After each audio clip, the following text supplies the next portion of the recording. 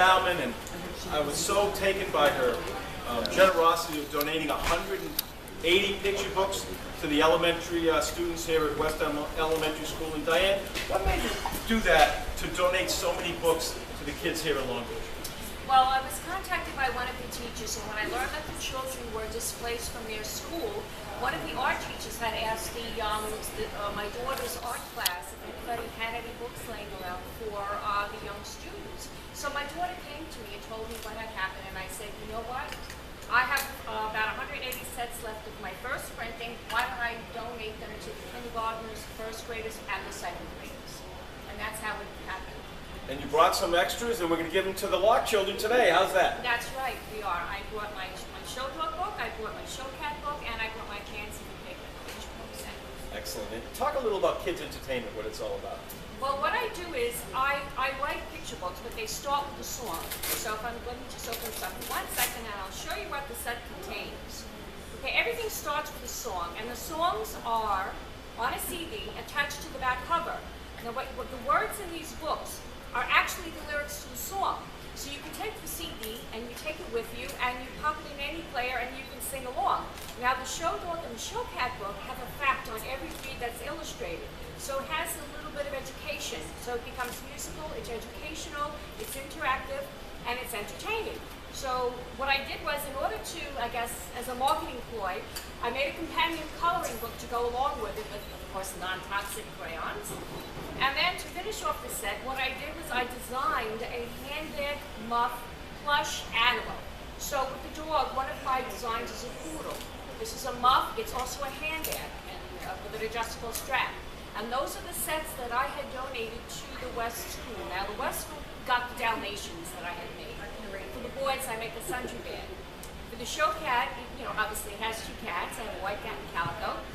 And my Pansy the Piglet, really, it's not educational in nature. It's more social in that it teaches you that although we come from different walks of life and we may be different, but we can all still help each other and get along. So it sends a social message, teaching the kids about friendship, which is very important.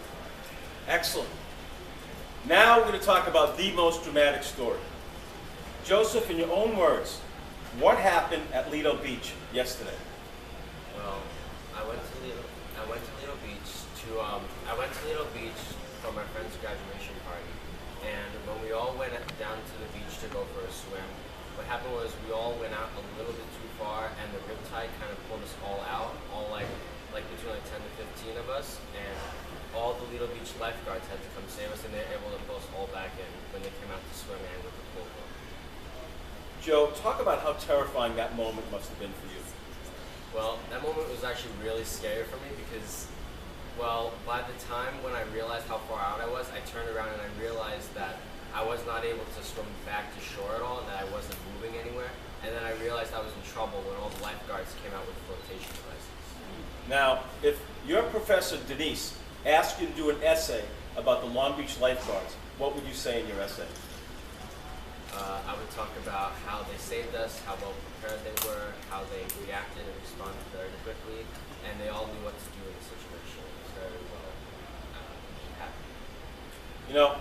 I've been watching the facial expression on Denise Ford, and it's priceless. Denise, come on up here. We have Denise Ford because, Denise represents Long Beach. She does so much great things in the community, and I know Denise is proud of our lifeguards in Long Beach, but Denise, in your own words, hearing this story, what's your first thoughts about what the Long Beach lifeguards did yesterday in this amazing life-saving story?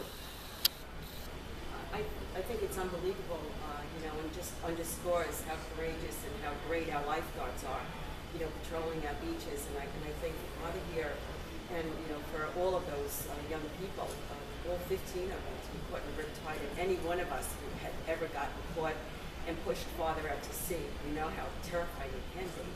So for me, as a mother of boys myself, my heart leapt when I heard his story, because I think it's frightening only to imagine what we've gone through, but even for these lifeguards to be able to control a situation of so many people in danger and to bring them all back to safety just tells you what a great group of lifeguards we have.